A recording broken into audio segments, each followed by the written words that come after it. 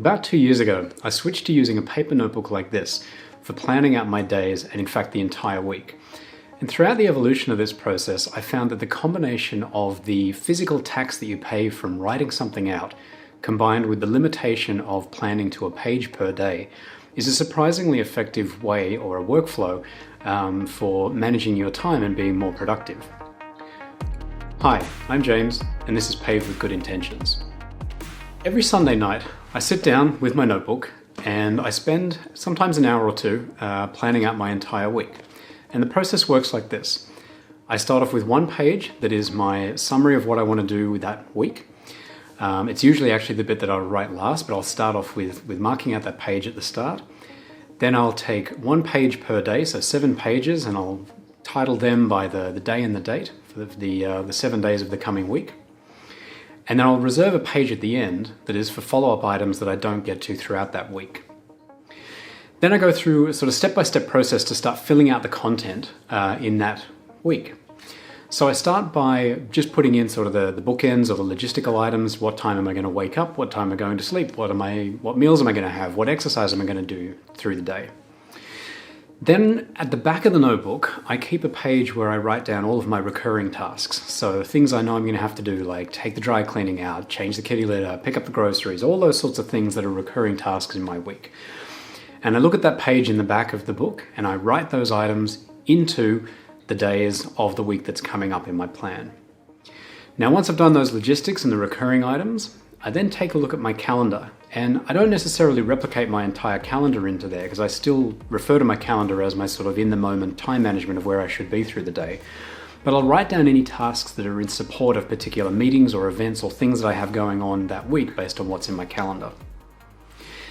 Then I go back to that page that we reserved last week for the follow-up items, and I'll find a place within this week where I can rewrite those items that didn't get done last week in a space where I'll try and get them done this week.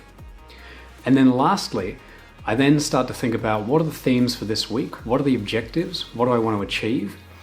And then I'll start writing in tasks that support that objective or that theme into the days where I think I can get that done throughout the week.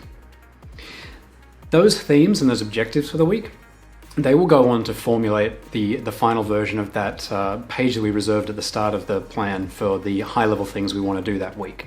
And I usually write just a couple of different paragraphs. There'll be a paragraph for just the overall summary of what I want to do this week, what I want to achieve. And then I'll break it down into some specific items for what I want to do for myself, what I want to do for my son, what I want to do for my work, and also what I want to do for my health that week. That's just what works for me. Now, all of this you could do with an electronic organizer, right? Or a calendar app or a to-do items app or all those sorts of online or software-based systems. But those systems, they let me down in 2 different ways. First of all, they're often limitless and boundless. You can create a to-do list that is as long as you want. Right? Modern computers can store billions and billions and billions of to-do items.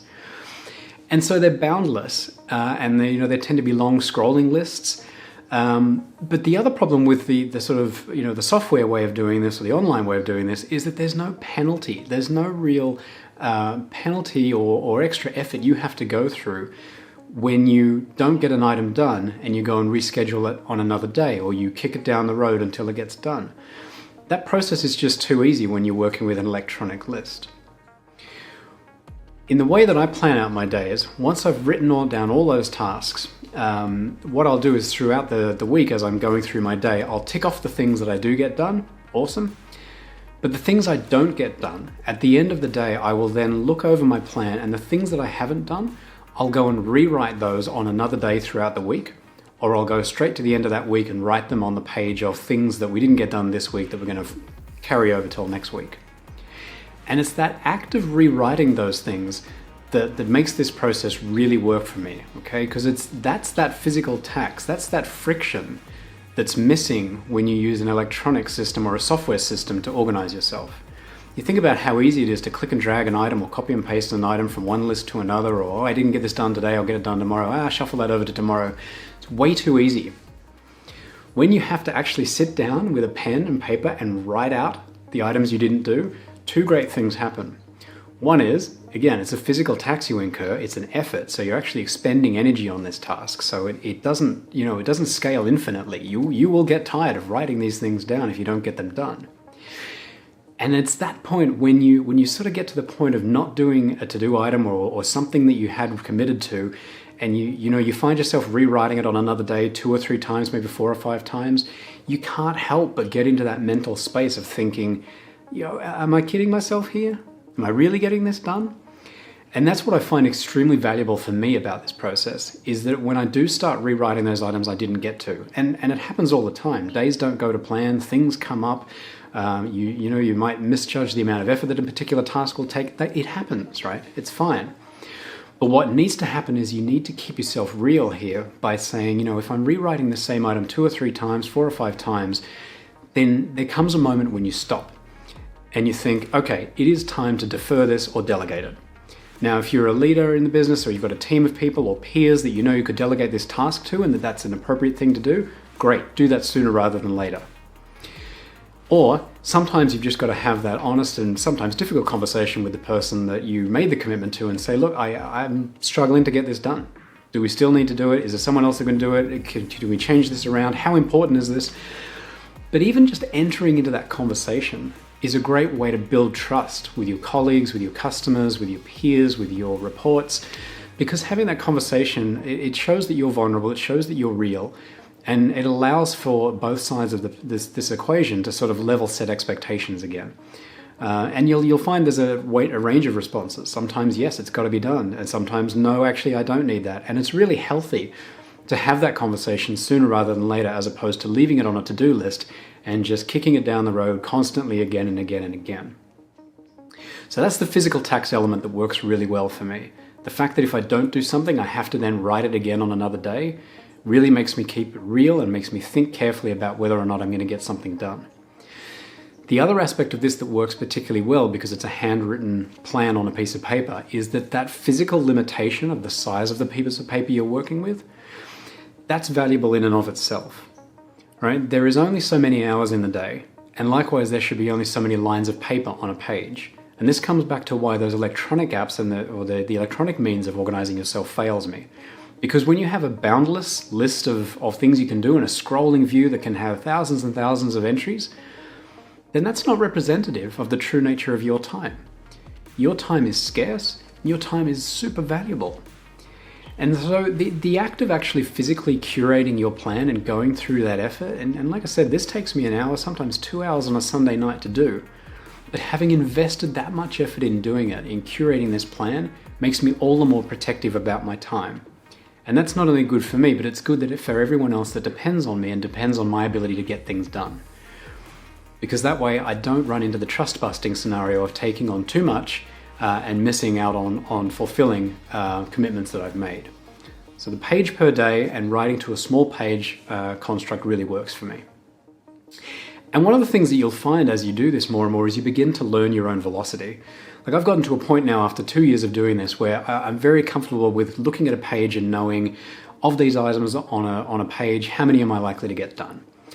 And I'm now at the point where I'll actually block out large sections on certain days if I know I've got a bunch of back-to-back meetings, because no tasks are going to get done in that time. And so I'll block that out, knowing that way that prevents me saying, yeah, I can do that, or yes, I'll have that done by Wednesday, writing the item in then on Wednesday, and then not getting it to it, right? So you learn your velocity and learn how to spatially plan out your day. And at a glance, you can tell when it's safe to take things on. And that reminds me, a really important part of this process is to make sure that you write down items that you commit to or things you know you've got to do as soon as you think of it. Or even better, as soon as you commit to it, definitely. Right? You can't have a sidecar of data here. And I fall victim to this a lot, so I have to always pull myself up on this. A sidecar of a to-do list sort of belies this whole process. And the number one gotcha I find here is my email inbox. If I get into the trap of treating my email inbox as my sort of pseudo to-do items, so it's like my list of things I know I've got to read, and there'll be a bunch of things in there that I know I'll have to do, but I'm not looking through them yet, and I'm just tracking on with my other items, it's a false economy, right? Because I probably should be deferring things on my current to-do list to go and read my emails, determine the more high priority tasks, and get them scheduled into my day. So no side carts, no side lists, no little to-do items. The one exception here that I will say that I sometimes use is I will use Siri and the Reminders app if I'm out and about and I don't have my paper notebook. And I'll say, I'll quickly add a reminder in, knowing full well that then when I get back to my paper notebook, the first thing I do is I open up the Reminders app and I write each of those down, okay? Because again, it's the writing that makes this really work. So I encourage you to try this method. I've been through all the different to-do apps and all the different methodologies and they've all failed me for those same simple reasons. They're limitless and they don't have enough friction when you move things around or they don't have enough friction to taking on too much work and the end result of that, which is having to constantly reshuffle things and kick things down the line. But you can start really simple with this. I mean, I've gotten to the point where I've even gotten a little bit more complicated than I said at the intro to this, where I now also have a page where I'll write down, I'll break down my high-level themes for work versus personal for the week, and I'll write a retrospective at the end of the week. But you can start very simple. The core of this is two things. First and foremost, you have to stick to a page per day, because that way you are writing your list, and what you don't get done that day, you're then writing on the next day. And that's the second part that's key to this. You've got to write the items and then rewrite the things that you don't get done. I'm James, and this has been Paved with Good Intentions.